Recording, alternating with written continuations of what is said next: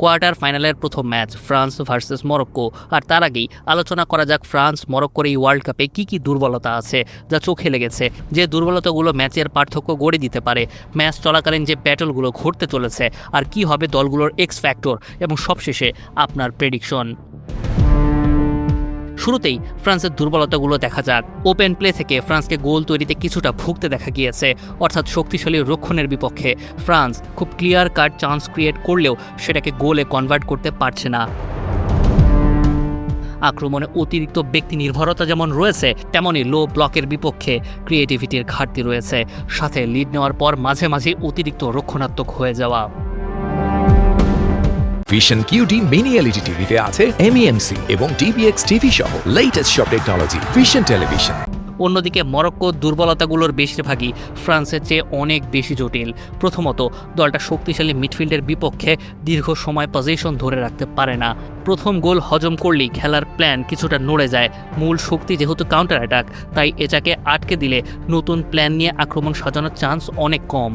আর সবশেষে ক্রিয়েটিভ প্লেমেকারের ঘাটতি যেমন রয়েছে, তেমনই একটা বড় সমস্যা হচ্ছে দীর্ঘ সময় ডিফেন্সিভ থাকার কারণে খেলা অতিরিক্ত সময় পৌঁছালে ক্লান্তি যেমন বাড়বে, তেমনই চাপটাও বাড়বে।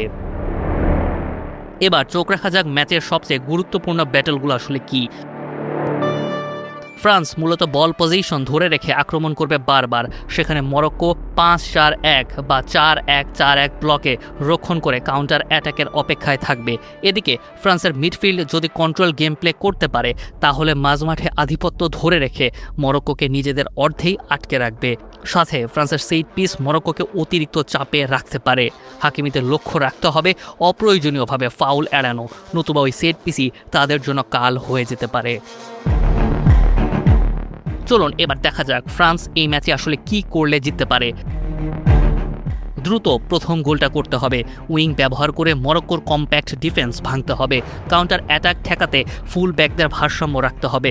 অযথা রক্ষণাত্মক হয়ে যাওয়া যাবে না।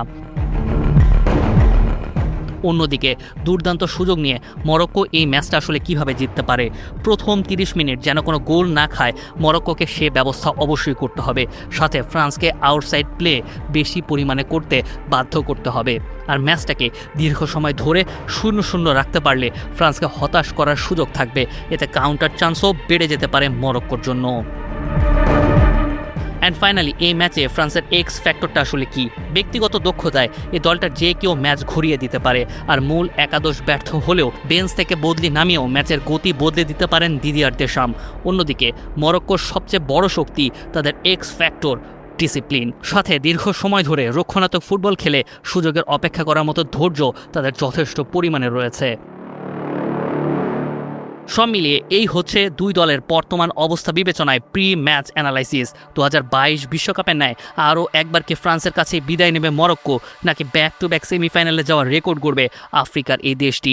জানিয়ে দিতে পারেন আপনার প্রেডিকশন। মুনিম শাহরিয়ার, 71।